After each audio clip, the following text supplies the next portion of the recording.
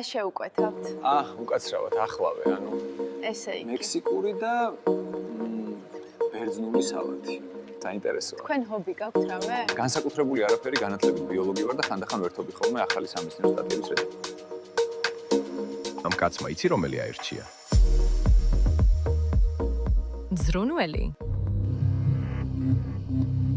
ჩვენ გამოვიყენებთ ამ ნაშრომს და ვერავინ ვერ გვიჩივლებს.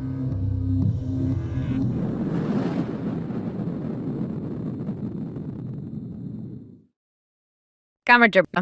მე მქვია სალი, თქვენ გამიცანით როგორც თეკო, მაგრამ მაშინ ასე იყო საჭირო. ალბათ გაინტერესებთ როგორ გავიცანი მათე და საერთოდ როგორ მოვხდი ამ გაუგებრობაში.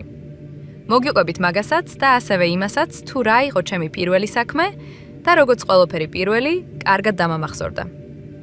მოკლედ, განათლებით ვარ ფსიქოლოგი, თუმცა არასოდეს არ ამირჩევია ეს სპეციალობა. უბრალოდ როცა ამის დრო დადგა, დაბნეული ვიყავი და მირჩიეს, რომ რახან გეხერხება ადამიანების ქცევის ამოცნობა და მათით მანიპულირებაო, ჯობია ამ მიმართულებით ცოდნა გაიღრმავეო. მეც სხვა რა გზა მქონდა, დავამთავრე 4 წლები. თუმცა შუა გზაში მივხვდი რაც მინდოდა და ეს იყოს საერთაშორისო ურთიერთობები. სადღაც ოთახში ჯდომა და ვიღაცეების პრობლემების მოსმენა ჩემს ინტერესის სფეროს არ წარმოადგენდა. მალევე დავიწყე მუშაობა ერთ საკმაოდ პოპულარულ რესტორანში მიმტანად და იმასაც მალევე მივხვდი, რომ არასდროს ამგვარ სამუშაოზე არ დარჩებოდი დიდხანს. უბრალოდ მინდოდა სწავლისთვის ფულის მოგროვება და ეგ არის. ჩემი გეგმები ბრწყინვალედ მიდიოდა, რომ არაერთი არსება, რომელმაც ყველაფერი თავდაყირად ამიყენა. ერთ საღამოს მალე უკვე წასვლას რო ვაპირებდი, შემოვიდა რესტორანში ჩანთა გადაკიდებული, მობილურს ჩაწებებული ახალდარძა სიმპათიური ხმაწვილი და წავიდა კედლის ორკაციანი მაგიდისკენ. ჩანთა სკამზე დაკიდა და სკამა მაშინვე დაიწყო გადავარდნა, რომ არ დაეჭია დაეცემოდა. თან მობილურს თვალს არაშორებდა. შემდეგ ეს ჩანთა სკამის შიგნიდან დაკიდა და იმავე სკამზე დაჯდა. მიხვდა რომ აწუხებდა, ჩანთა მეორე სკამზე დაკიდა. სკამებს ადგილი შეუნაცვლა და ისევ იმავე ადგილას დაჯდა. უცებ წამოხტა და გადაჯდა მეორე მხარეს.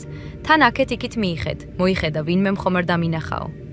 ჩვენ გძვეგძალებოდა, დიდი ხმით გვეცინა. აიცი გავიფიქრე ჩემთვის და გადავწყვიტე თეორია გადამემოწმებინა. გოგოებს უთხარი რომ მე მივხედავდი და გავეშურე მაგიდისკენ, გამარჯობა რა შეუკვეთავთ. ძლივს მოწყვიტა. თვალი მობილურს უკუღმა დადო მაგიდაზე და შემომხედა. ისე თითქოს გამჭვირვალე ვიყავი. დავიდა ჩემი თავის უკან ჭერს ხედავდა პირდაპირ. მერე გამოერგვა და ახლა ისე მომაშტერდა, თითქოს ჩემს მეტი იქ არაფერი ყოფილიყოს. რა შეუკვეთავთ? გაუმეორე. უკაცრავად, ახლავე, ანუ ესე იგი, მექსიკური და ბერძნული სალათი. სხვა არაფერი? არა, გმადლობთ. კარგით. მალევე მიუტანე და რომ გამოვბრუნდი, დამიტახა. უკაცრავად, თუ შეიძლება ერთი კათხა ლუდი. კარგი, ახლავე. ამ დროს სხვა მაგიდასთან დამიძახეს და ჩემს აქეთ-იქით სიარულში ლუდი გამოეტანათ და დახზე დაედგათ. უცებ დავინახე, რომ თავად მისულიყო დახთან და მიქონდა მაგიდისკენ. მე სწრაფად მივირბინე და მოუბოდიშე, რომ დამაგვიანდა. არ არის პრობლემა. დიდი ხნით ვაპირებ ჯდომას და ვიფიქრე, ცოტას გავივლითქო. გამიღიმა და თვალი ჩამიგრა. დაჯდა და მთელი 1 საათი ლუდს თრუპავდა და ორ რამეს უყურებდა. მობილურს და მე. თვალი არ მოუშორებია. ბოლოს ჯიბიდან ამოიღო ბლოკნოტი, ერთი თიფურცელი ამოხია, ზედ რაღაცა დაწერა და დაკეცა. მერე მანიშნა, რომ ანგარიში მიმეტანა. მიუტანე ქვითარი თავისი кейსით. აპარატის მოსატანად რომ გავბრუნდი, ეს ფურცელი შიგნით ჩადო და როცა მივიტანე გადაიხადა. ერთი სული მქონდა. მენახა რა ეწერა იმ ფურცელზე. სერვისის საფასური რომ არ ჩადო, ეგ ნამდვილად ვიცოდი. მოკლედ ადგა. მადლობა გადამიხადა, გამიღიმა და გავიდა. გავშალე ფურცელი და ასეთი რამ ეწერა. სამწუხაროდ არანაირი ქეში არ მაქვს ახლა, მაგრამ ამ კონტრაქტით გპირდებით, რომ დღეიდან ამას იქით თქვენი მუდმივი სტუმარი ვიქნები. და ბოლოს ხელმოწერა. მოკლედ, ბევრი რომ არ გავაგრძელო, მეორე დღესაც იქ იყო დარჯობილი. და აი მესამე საღამოს კი უკვე დეითი ქონდა. აი ასე იყო ეს ყველაფერი. შემდეგ ერთ-ერთ შეხვედრაზე საუბრისას უთხარი ჩემი ტალანტის შესახებ. თუ როგორ მივხვდი, რომ IT სპეციალისტი იყო. და მითხრა, რომ თავის სამსახურში დაელაპარაკებოდა, რადგან მათ ჭირდებოდა ჩემნაირი კადრი. მეგობრებო, ეს პირველი ისტორია ასე მოკლედ. და ეხლა კი მინდა მოგიყვეთ ჩემს პირველ დავალებაზე ამ კომპანიაში. მარტინი დაგვიკავშირდა და გითხრა, ერთ ქართულ ვებსაიტზე, რომელიც იყო ტექნოთემატიკის პორტალი და სადაც იწერებოდა სხვადასხვა ავტორის მიერ სხვადასხვა ტექნიკური ხასიათის სტატიები, ყურადღება გაამახვილა ერთ-ერთ მათგანზე, რომელიც ეხებოდა კოსმოსური ხომალდის პირობებში კოსმონავტების მეორადი ნარჩენების სწრაფ და ეფექტური გადამუშავების ახალ ტექნოლოგიურ კონცეფციას. ამ მიმართულებით NASA მაშინ ინტენსიურად ეძებდა ახალ იდეებს და მოხალისეებს ამ საკითხზე სამუშაოდ. როგორც გითხრა, მათ ეცადეს ავტორს დაკავშირებოდნენ, მაგრამ მუშა კონტაქტები ვერ ნახეს. და ჩვენ დაგვევალა, რომ გაგვეგო ავტორის ვინაობა. მათე შეუდგა ამოცანის შესრულებას და ერთი რაც გაარკვია იყო, დომენური ინფოდან საკონტაქტო იმეილის მოძიება, რადგან საიტის ოფიციალური კონტაქტებიდან არავინ გპასუხობდა. რადგან გქონდა გამოცდილება ობიექტის ანონიმურობისკენ ორიენტირებულობის, გადავთქვიტეთ ტაქტიკა შეგვეცვალა. მათემ საკონტაქტო მეილზე მიწერა, რომ მათ საიტზე ადგილი ჰქონდა საავტორო უფლებების დარღვევას და თუ სტატიას არ წაშლიდნენ, სასამართლოში უჩივლებდით. და მოვიდა კიდეც პასუხი. ეს ჩვენთვის იმას ნიშნავდა, რომ ადმინი კითხულობდა წერილებს. ეს კონფლიქტი მარტივად მოაგვარეთ, გაუგებრობის სახელით, მაგრამ ეხლა უკვე პიროვნების ვინაობა იყო გასაგები. ჩვენ და საბედნიეროდ საქმე გაგვიმარტივდა და მეილში სრულად ეწერა სახელი და გვარი. სოცქსელებში დავძებნეთ ამ სახელით და გვარით პიროვნებები და აღმოჩნდა რამდენიმე კანდიდატი. ამ ყველაფერში მივიხმარეთ მაინი, მანქანური ინტელექტი. კონკრეტულად ის, რომ ჩვენ ჩაუგდეთ საიტის ლინკი და ვთხოვეთ ეჩვენებინა ვერსიები, როგორი გემოვნების პატრონი შეიძლება ყოფილიყო ადმინი, გამომდინარე იქიდან, რა შინაარსის სტატიებს აძლევდა სიცოცხლის უფლებას. სულ შემოგთავაზა 4 მახასიათებელი: ფილოსოფია, სამყარო, როკ მუსიკა, ფეხბურთი. ამ სახელით და გვარით ნახეთ 5 პიროვნება და 5-ვე Facebook-ში.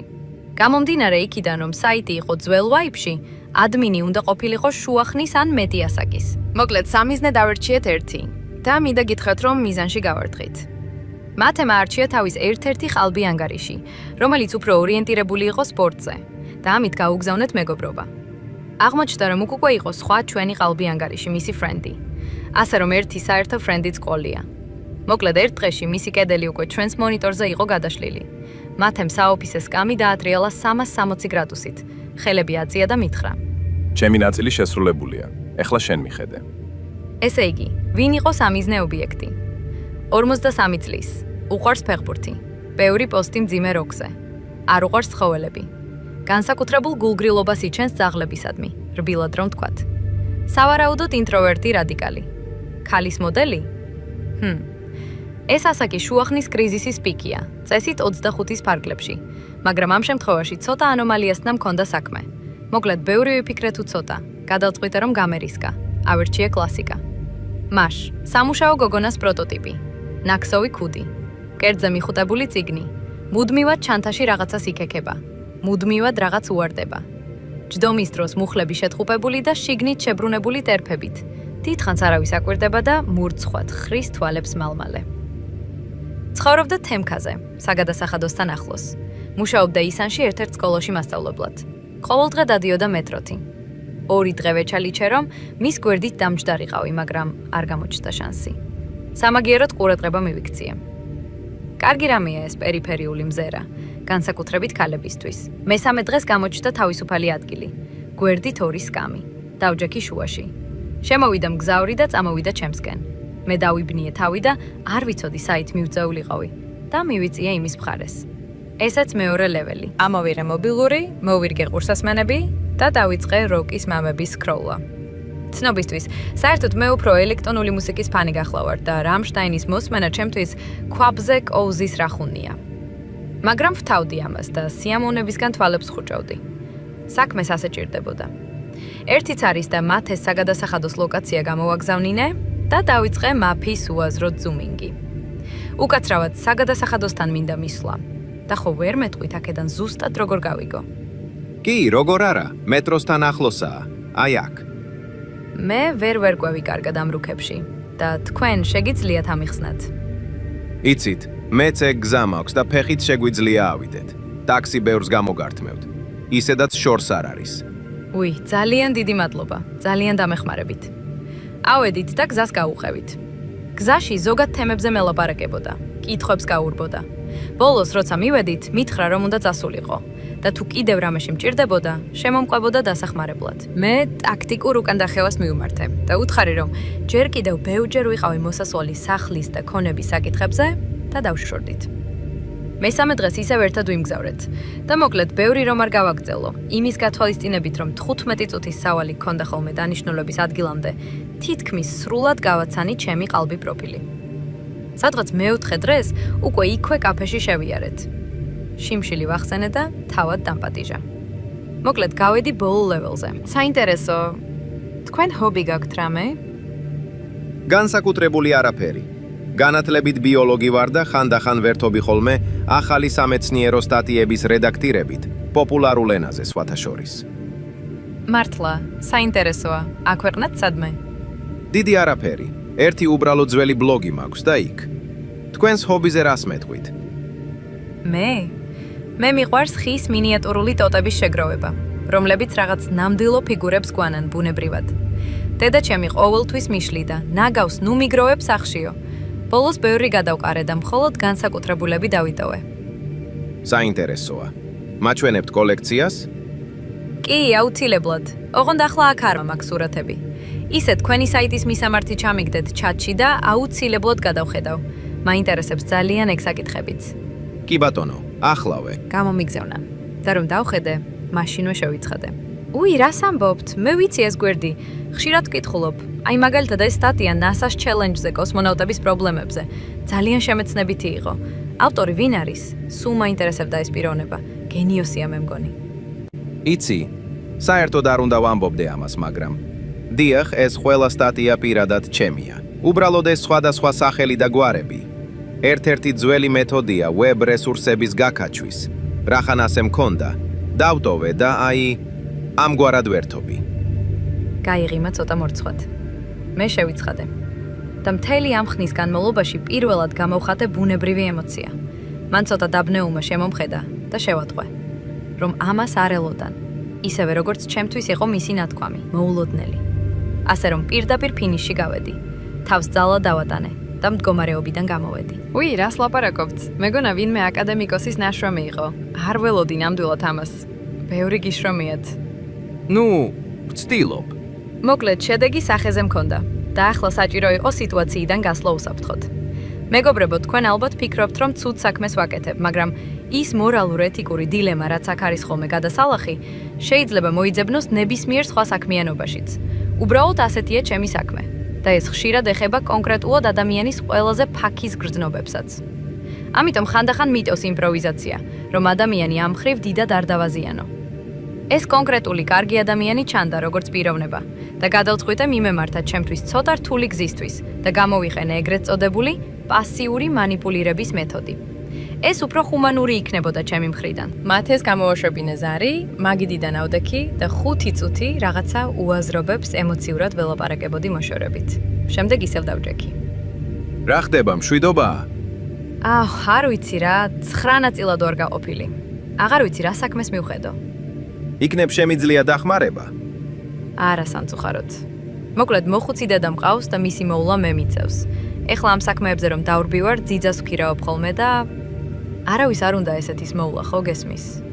და დრო და დრო ასე მირეკავს ხოლმე ის ძიძა და ახლაც მეუბნება რომ ძალიან ჭირვეულობს და მალე მოდი, უნდა გავიდე, მეჩქარებაო. ოჯახის წევრი არავინ არ არის? არა, ზოგი საზღვარგარეთაა, ზოგს მაგისტრის არცალია. მოკლედ ასეა. და თან ეს ძაღლიც, ჩემადამ დამიტოვა და მთხოვა მიხედეო. ძალიან მოუსვენარია. თან დიდი გაიზარდა და ყველაფერს ურევს სახში. მეწოდება გასაჩუქებლად ამდენი ხანი ჩემს ხელში იზრდებოდა, ხო ხტები? გასაგებია. ანუ აი არ მინდოდა დამეტვირთეთ ამდენი ნეგატივით, მაგრამ ბოდიშს გიხდით, ასე გამოვიდა. რა ვქნა? არა რას ამბობთ, რისი ბოდიში. ყველას გვაქვს რაღაც საზრუნავი. რას ვიზამთ? კი, რა თქმა უნდა. მოკლედ, ეხლა მინდა გავიქცე სასტრაფოდ და გადავიხდი და უნდა დაგტოვოთ. არ არის პრობლემა, მიხედეთ საქმეებს. მე გადავიხდი. თქვა და საფულე ამოიღო. გულახდილი რომ ვიყო თქვენთან მის სახეზე ისეთი ემოცია დავინახე, რომელიც ბოლომდე ვერ ამოვიკითხე, მაგრამ დამამახსოვრდა და ალბათ წლების მერე სრულად გავაანალიზებ, რასაც ფიქრობდა, თუმცა დიდი პროცენტებით იმედგაცრუება ნამდვილად ერია. ასე რომ game-o, დროებითი ნომერიც გავთიშე. საღამოს ვახშამზე მთელი ეშხით მოუყევი მათეს პროექტის წარმატებით დასრულების და შედეგების შესახებ და დაველოდე მის რეაქციას. ეშმაკურად ჩაიღიმა და თავი დააქნია. ასე მაშინ აკეთებს ხოლმე, როცა რაღაცაზე დამცინის. რა სიტყვიება? ხო მაგარი ვარ. გინდა ერთი ანეკდოტი მოგიყვე? მიდი გამოუშვი. მოკლედ ერთი 40 წლის კაცია. უცოლო და თან მაგარი მაყუთიანი. სამმა გოგომ თვალი დაადგა როგორც საბადოს და ეჩალიჩებიან რომ რამენაირად დაითრიონ. ერთმა უჩვენა თავისი ტალანტი ბიზნესში. თუ როგორ შეეძლო 10 ლარიდან 100 ლარის შოვნა. მეორემ უჩვენა თავისი ტალანტი დიასახლისობაში. თუ როგორ შეეძლო სახლში ყველაფერი მოწესრიგებული და რიგზე ქონოდა. მესამემ უჩვენა თავის ტალანტი მზრუნველობაში. თუ როგორ შეეძლო სულ ფორმაში ყოფილიყო თვითონ და თავისი ქმარიც. და ბოლოს ბევრი ფიქრის შემდეგ ამ კაცმა იცი რომელი აირჩია? ზრუნველი?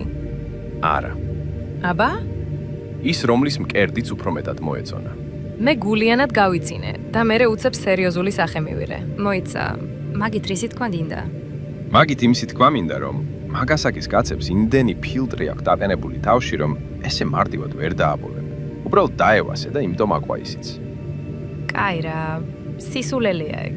კი, ეგრეა. მეტროში რომ სულ ძეგლივით მდგარიყავი იმის თვალწინ და ხმა არა მოგეღო, მაინც დაგკრაშავდა. შენ შარზე ხარ ახლა არა? აი, გინდა დაიჯერე და გინდა არა. ანუ, შენც მარტო მაგით მოგეწონე? მე ჯერ არ ვარ 53 წლის. კაი, გავითვალისწინებ. ეს მამაკაცური სოლიდარობა იქით იყოს, მაგრამ რაღაც მომენტში ორმაგი გრძნობა გამიჩნდა. ერთი როგორც ქალის და სიამაყის და მეორე როგორც პროფესიონალმა. შეურაცხყოფილად ვიგრძენი თავი. არ ვიცოდი რა რეაქცია მიმეცა. და დრო ვიხელთე და გადავწყვიტე რომ პროფილაქტიკის მიზნით ერთი დღე გავბუდულიყავი. ეს კარგი და რამდენიმე დღეში მარტინი დაგვიკავშირდა და მადლობა გადაგვიხადა შესრულებული სამუშაოსთვის. მათემ კითხა. გვაინტერესებს მიიღეთ შედეგი კომუნიკაციით? კი, დაუკავშირდით და გვიპასუხა. მაგრამ როგორც კი იმ კონკრეტულ სტატიაზე ვკითხეთ, კავშირზე აღარ გამოსულა. და ეხლა საერთოდ საიტსაც ვეღარ უკავშირდებით. ხომ არიცით რაშია საქმე? ჩვენ მხრები ავიჩეჩეთ. თუ საჭიროა გადავამოწმებთ პროვაიდერებში. არ არის საჭირო. თუ რამე ჩვენ თვითონ დაგიკავშირდებით ამ საკითხზე. ასეა თუ ისე, ჩვენ გამოვიყენებთ ამ ნაშრომს დანიშნულებისამებრ. და თუ ვინმე საავტორო უფლებების დარღვევაზე გვიჩივლა ამ კონტექსტში, გვაქვს შესაბამისი ნივთმკიცებები. ხომ გესმით? ჩვენ უხმოდ დაუქნიეთ თავი. სადღაც გულის სიღრმეში სინდისმა მიბძგინა. რაც შეეხება ამ პროექტს სახელად არქივი. რა გითხრათ, ცოტა არ იყოს სახიფათო ელემენტებს შეიცავს. იმიტომ რომ ბევრნაირ ხალხთან გვაქვს საქმე, ვისგან რა შეიძლება მოელოდე არ იცი. ამიტომ მე და მათემ ვარჩიეთ, რომ დროებით საჯარო შეხვედრებისგან თავი შევიკავოთ, სანამ პროექტი დასრულდება. ხან მასთან ვართ სახლში, ხან ჩემთან. მეგობრებო, აი ჯერჯერობით ეს იყო მოკლედ ჩემს შესახებ.